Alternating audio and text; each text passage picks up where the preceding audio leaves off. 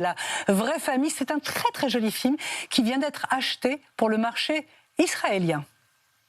Merci beaucoup d'être dans Culture. Merci pour ce film que j'ai énormément aimé. Parce que c'est presque pas du cinéma et en même temps c'en est du cinéma. Famille française, classe moyenne et blanche, c'est ça la vraie famille en fait. En tout cas, c'est le présupposé de départ et on va peut-être découvrir que cette vraie famille-là, elle va muter, elle va changer, elle va devoir être autre entre ce qu'elle est au début et ce qu'elle est à la fin, quoi. Alors ça raconte une réalité sociale qu'on ne connaît pas vraiment, nous, le grand public, de ces familles qui accueillent les enfants. Comment êtes-vous arrivé à cette histoire, Fabien Leclerc ? Alors, en fait, c'est une histoire que je veux raconter presque depuis que je m'autorise à vouloir être réalisateur, puisque c'est vraiment, ça appartient à mon enfance. On a été famille d'accueil, on a accueilli, c'est ce que je raconte dans le film, ça c'est le schéma de base, un petit garçon qui avait 18 mois et il repart, il a 6 ans. Donc ça, j'ai vraiment, moi, je suis dans le film, si vous voulez, je suis l'aîné, je serai Adrien. Voilà, c'était ça ma place dans cette histoire-là. Et donc, mais j'ai mis longtemps avant de réussir à comprendre comment, pourquoi, à quel endroit, par quel axe, en m'appuyant sur quel personnage, j'allais pouvoir raconter vraiment cette histoire, même si je savais qu'il fallait que j'en fasse quelque chose. J'ai fait un premier long métrage qui s'appelle Diane à les épaules, qui est l'histoire d'une femme qui porte un enfant pour 2 autres. Alors c'était déjà un pas de côté sur cette histoire-là, une manière détournée de la raconter, et puis encouragé par ma productrice à mettre le nez dedans, comme elle me disait, j'y suis retourné. Et je pense délesté de l'angoisse du premier long, je ne sais pas, je suis allé au bout de cette histoire-là, mais surtout en allant m'intéresser à d'autres histoires qui pouvaient ressembler à la mienne, de près ou de loin, de me réajuster sur ce que c'était aujourd'hui d'ailleurs, parce que les règles un peu ont changé. Et puis j'ai entendu l'histoire d'un petit garçon qui ressemble beaucoup plus à celle du film que celle du petit garçon dans ma vie. J'ai fait cette greffe-là, en fait, entre mon histoire et celle-là. On est presque en colère aussi par moments contre les services sociaux. C'est un peu comme dans Pupi, qui a été un très grand succès en France. Voilà, les difficultés rencontrées par les adoptants, par les adoptés. Ça montre aussi la défaillance des services sociaux, je trouve. Alors oui, parce que dans l'histoire, de toute façon, ils viennent nous faire violence à chaque fois qu'ils interviennent. Donc en fait, c'est de fait, par même leur manière d'interagir avec les personnages pour lesquels on a une empathie. Et puis bon, voilà, cette empathie, elle va un tout petit peu se modifier. Mais en fait, au fond, moi, c'était pas du tout l'envie d'être à charge. C'est entre ce que j'en ai compris, en tout cas, c'est des gens qui se retrouvent avec à essayer de résoudre des équations qui sont impossibles à résoudre et à mettre un cadre dans des choses qui sont incadrables. Donc ils arrivent avec leurs règles, avec leurs sentiments, avec leurs croyances sur il faudrait faire les choses de telle ou telle manière, et puis ça tient difficilement. Parce que la scène du jugement, je ne vais pas la raconter, mais elle est terrible, quoi, parce qu'on a l'impression, on se sent tous coupables. Oui, alors en plus cette scène, elle vient aussi au-delà de m'être un peu questionné, renseigné sur comment ça se passait. Au fond, moi quand j'étais petit, j'étais très croyant. J'avais mon livre de chevet, c'était une sorte d'Ancien Testament pour enfants, et je suis très marqué, très hanté par ces histoires-là. Et je pense qu'une histoire qui a été déterminante pour moi aussi, même dans mon rapport à l'écriture et dans mon envie d'arriver à cet endroit-là, c'est le jugement du roi Salomon, avec ces deux mères qui réclament la maternité d'un enfant, et le roi Salomon qui dit avec de ça à la fois aussi violent que sage, qu'à cela tienne, on va couper cet enfant en 2.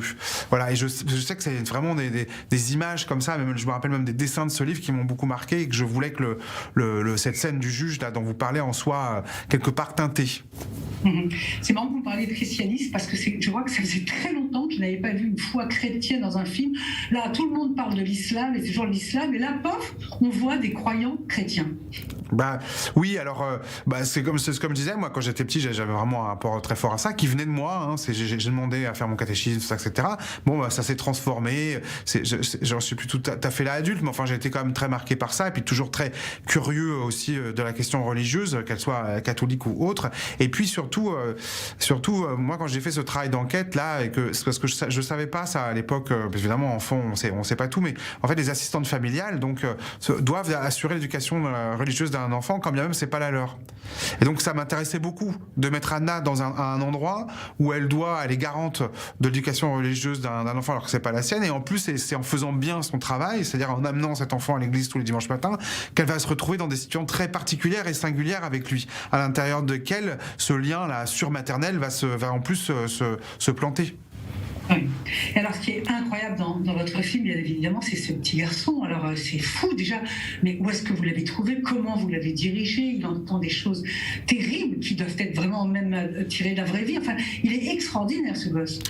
Bah oui, bah il y a toujours une petite part de chance et de miracle. Après, on a été la chercher, on a été la provoquer, et on a essayé de trouver la meilleure manière de travailler pour. Une des choses à laquelle on a beaucoup cru, et ça c'était Christelle Barras, la directrice de casting pour enfants, avec qui j'ai fait une première étape de travail. Elle quelque chose auquel elle croit et qui m'a beaucoup parlé, c'était il faut qu'on travaille avec des enfants qui comprennent ce qu'on va raconter. Donc à l'échelle de ce qu'ils peuvent. Hein. Et donc j'ai reçu une vidéo un jour de Gabriel, et c'est l'intensité de son regard, son écoute, la manière qu'il avait là comme ça d'être dans le présent quand l'acteur qui était en face de lui donnait la réplique était assez impressionnante déjà. C'est incroyable, incroyable. Je trouve que votre film, il interroge aussi l'instinct maternel, parce qu'elle dévie un petit peu l'actrice principale, enfin la maman a dévié, je trouve. Bah, complètement, c'est pas un film sur le manque d'amour, mais sur le débordement d'amour. C'était surtout ça que moi qui m'intéressait, que je voulais travailler comme question, quoi. Anna, c'est comme vous dites, elle rentre un moment dans une zone grise de son amour pour cet enfant, son amour qui est quasi de la possession, quoi. Il m'appartient, cet enfant est à moi. Et quand on dit cet enfant est à moi, à l'intérieur, il y a le côté d'une sorte de propriété, alors qu'en fait, ça l'est pas. Et c'était ça qui m'intéressait, c'était de pousser ce curseur-là. Et c'est Mélanie Thierry qui était évidente pour le rôle, c'est celle que vous vouliez découvrir? Ah bah en tout cas, j'avais écrit le projet pour personne, parce que comme voilà, ça s'appuyait sur mon histoire personnelle, j'avais du mal à comprendre qui pourrait l'incarner. Et puis j'ai fait un travail de casting, de rencontre, et quand j'ai rencontré Mélanie, pour être très sincère et honnête, au bout de 3 minutes, il y a eu ce sentiment d'évidence que c'était elle qui devait incarner le personnage d'Anna. Et ça m'a fait exactement pareil avec Lies Salem, et qui joue son mari. C'était pourquoi un couple, enfin mix, ça veut rien dire, ils sont français tous les deux, mais enfin ça raconte pas rien non plus maintenant aujourd'hui quand on prend un blanc, un noir, un arabe en France avec ce tel débat sur les identités. Bah, en espérant justement que ça en soit pas un, en l'imposant comme ça, en le mettant de manière aussi simple et que ce soit pas le sujet du film. Ceci étant, c'était pas un calcul de départ, puisque je me suis posé la question de quel couple autour de moi pourrait être ce couple-là qui ferait ça aujourd'hui. Contrairement à, tu vois, pour pas m'appuyer sur mes parents. Donc j'avais dit comme ça dans le panel de recherche qu'on avait qu'on pouvait ouvrir à tous les comédiens, quoi. Et la rencontre avec Lies a été très forte. J'ai vraiment eu un coup de foudre pour lui. Et pardon, je reviens à votre histoire personnelle, mais en même temps, vous en avez fait un film. Oui. Vous êtes resté en lien avec les gosses qui étaient chez vous? Non, donc il y a eu vraiment ce petit garçon, et là on a eu sa sœur 1 an, et puis plus du tout en lien avec eux. En fait, la séparation là que je raconte dans le film, elle est quand même assez proche de celle que nous on a vécue, dans le sens où il fallait couper tout lien. Et puis j'ai essayé de retrouver sa trace à quelques moments, notamment quand j'ai voulu les premières étapes comme ça d'écriture. Et en fait, très vite, je me suis dit parce que j'ai pas trouvé en allant chercher sur les réseaux sociaux, etc. J'ai vu aucune trace, donc j'ai fait marche arrière en me disant que de toute façon, je voulais pas lui imposer de nous revoir, mais que le film étant là maintenant, ce serait au moins une manière, si ça lui arrive, un peu comme une bouteille à la mer, je le dis, ça lui montrait que c'était important. Et c'est pas juste quelqu'un qui est passé comme ça dans notre vie. C'est quelqu'un qui l'a marqué plutôt au fer rouge. Et vous pensez qu'il va se reconnaître? Ouais, oui. Mais il y a même un mot pour lui dans le générique de fin. Ah et là maintenant, vous avez apuré votre histoire, ou il reste encore d'autres choses à raconter sur ce que vous avez vécu? Alors ça, je pense que c'est encore un peu trop tôt pour être complètement au clair avec ça. Je pense qu'il y aurait encore de quoi. C'est pas sûr que j'y revienne tout de suite, par contre. Et dernière question, vous savez pourquoi vos parents ont fait ça? Pour des raisons très très simples. Enfin, à chaque fois c'est comme ça. Et ma mère le dirait, elle avait pas pris la mesure de ce que c'était, mais une voisine le fait. Elle se dit tiens, pourquoi pas moi? Ça me permet de rester à la maison. Les enfants sont petits, je peux rester à la maison tout en travaillant, parce que c'est une forme de travail. Il y a alors à l'époque de ma mère, c'était pas un salaire, c'est une sorte de défraiement. Mais voilà, plutôt que d'être juste femme au foyer, elle avait l'impression de le faire pour quelque chose, quoi. Et c'est pas plus bête que ça, en fait.